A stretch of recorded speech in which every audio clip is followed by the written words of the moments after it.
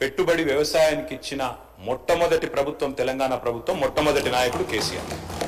అయితే 72,000 కోట్ల రూపాయలు రైతుల ఖాతాల్లో నేరుగా జమ చేయడానికి ప్రేరణ అయింది. అసలు ఆ పథకం ఎందుకు తేవాల్సి వచ్చింది అది చెప్పకపోతే, ఆనాటి పరిస్థితులు ఆకలింపు చేసుకోకపోతే, బ్యాక్గ్రౌండ్ అర్థం కాకపోతే, పథకం ఎందుకు ప్రారంభించాల్సి వచ్చిందో దాని నేపథ్యం తెలియకపోతే మనం ఏం మాట్లాడతాం అధ్యక్ష?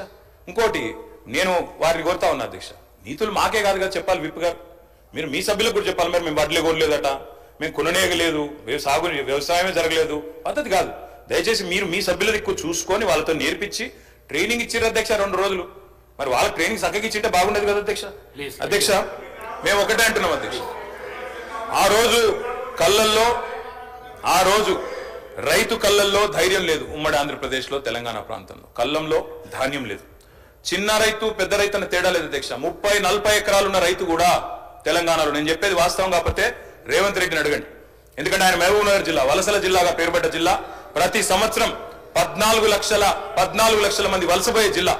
అధ్యక్ష కేటీఆర్ గారు సభానాయకుడు రేవంత్ రెడ్డి అని ఏకవచనంతో మాట్లాడకండి అధ్యక్ష. సభానాయకుడు గౌరవం అనేది గౌరవం ఇవ్వండి. రైట్, గౌరవం అనేది అధ్యక్ష, గౌరవం అనేది ఇచ్చి పుచ్చుకోవాలి అధ్యక్ష. ఇస్తాం, మేము కూడా ఇస్తాం. ఇవ్వకపోతే కేసీఆర్ గారిని ఇష్టం వచ్చినట్టు మాట్లాడితే మేము కూడా అట్లే మాట్లాడాల్సి వస్తుంది అధ్యక్ష. దానికి మేమేం చేయాలి అధ్యక్ష?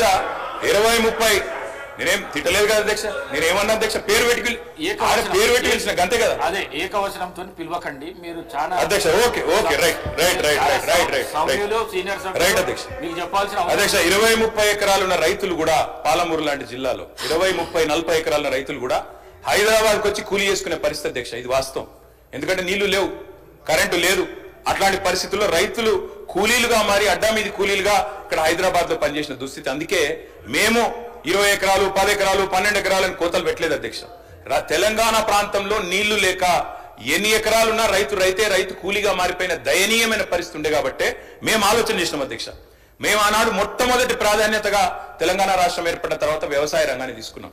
వ్యవసాయ రంగం, సాగునీటి రంగం. ఎందుకంటే నీళ్లు, నిధులు, నియామకాలను ఉద్యమ కాలంలో మేమే చెప్పినాం అధ్యక్ష.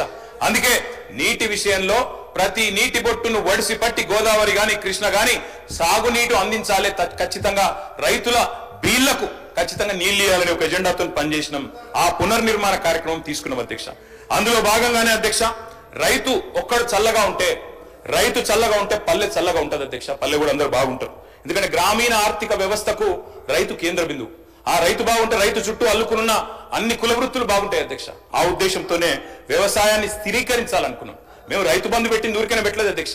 మా ఉద్దేశం వ్యవసాయ స్థిరీకరణ, వ్యవసాయ స్టెబిలైజేషన్, అగ్రికల్చర్ స్టెబిలైజేషన్.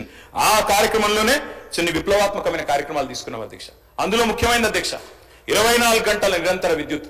తెలంగాణ వచ్చినాడు అధ్యక్ష, కరెంటు లేదు. తర్వాత మీరు చూసినట్టు